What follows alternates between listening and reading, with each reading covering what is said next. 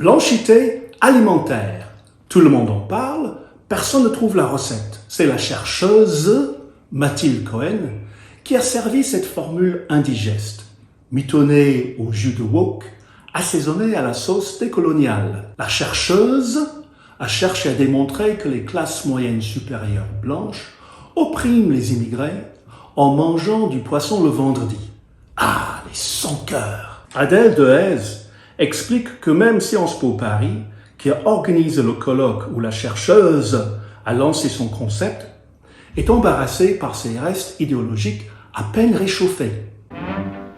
L'image d'une assesseur voilée lors des dernières élections régionales fait jaser. André Sénic nous rappelle que l'obligation de neutralité ne s'impose qu'au président de bureau de vote et que la majorité macronienne a empêché que cette obligation soit étendue à l'ensemble des membres du bureau. Alors, cette fameuse laïcité à la française, on y tient ou pas?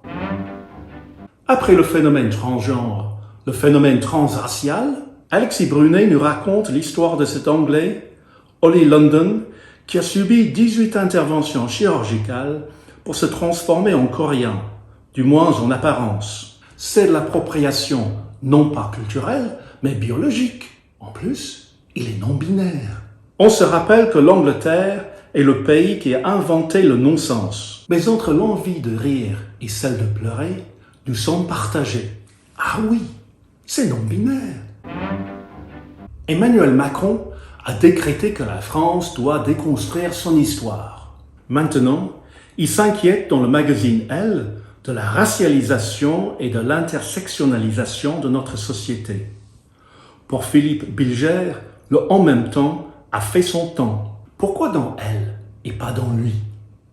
Ah oui, c'est la logique intersectionnelle. Notre numéro d'été est en vente. Qui veut la peau de Pascal Praud? Réponse, les prêchis-prêcheurs médiatiques qui sont aussi jaloux de sa cote de popularité qu'ils sont dédaigneux à l'égard du peuple. La présidentielle de 2022 se jouera à droite ou aux droites, analyse Elisabeth Lévy, car il y en a plusieurs, de la progressiste à la populiste en passant par la conservatrice. Jean-Marie Le Pen, le vieux menhir, nous raconte qu'il aime beaucoup Zemmour, mais ne pense pas qu'il a le gabarit pour se faire élire à la tête du pays. De la politique à la médecine, dans la mesure où on peut les séparer aujourd'hui. Didier Raoult nous explique qu'on ne peut pas fabriquer un virus dans un laboratoire, ce qui n'exclut pas la possibilité que la pandémie actuelle résulte d'une suite de quelques instituts de virologie.